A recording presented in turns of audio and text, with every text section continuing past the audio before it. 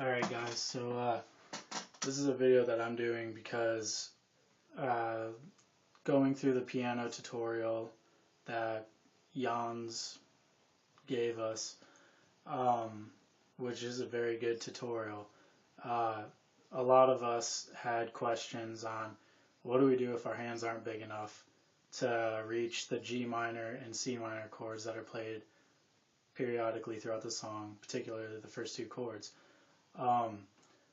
So just like you guys, I don't have humongous hands like he does to reach. I can kind of reach, not that perfect. I hit other notes and it doesn't sound very clean.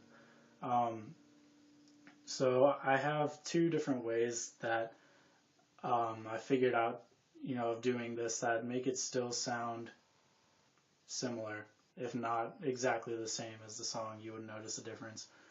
The first way is to, instead of playing the G minor like this, with those three notes, you can just play the G minor.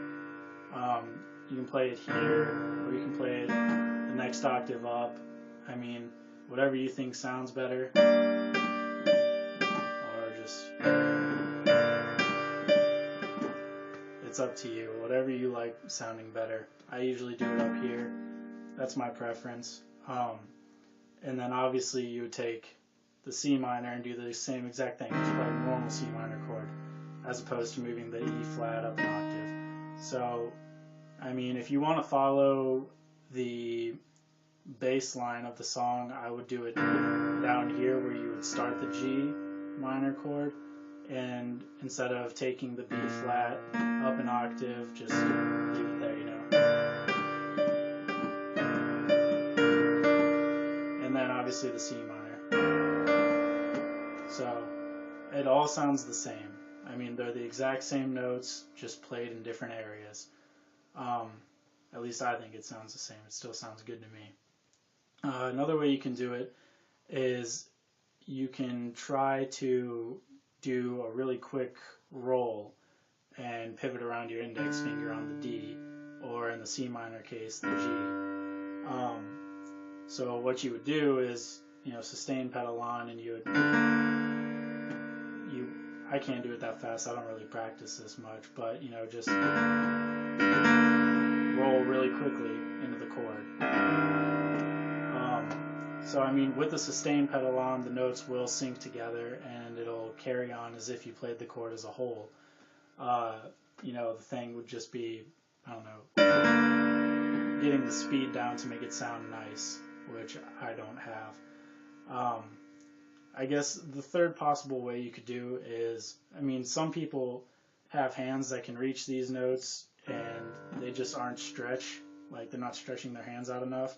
So, I mean, you can sit here and, go G, D, try and reach it, and just hold it here and try and get your fingers to stretch and get used to going that far. And, I mean, it could possibly happen. You could potentially be able to do it.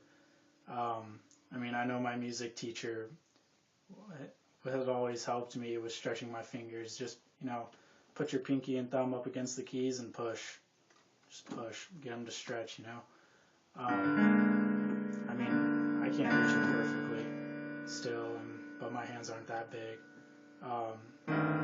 So yeah, I mean, any of those three ways that you want to do, if you want to try and be a perfectionist and stretch your fingers out to get that far, I mean, I can almost do it, then go for it, be my guest. But if you're one of those people that have small hands, I would suggest just playing the chords as a whole without the octaves.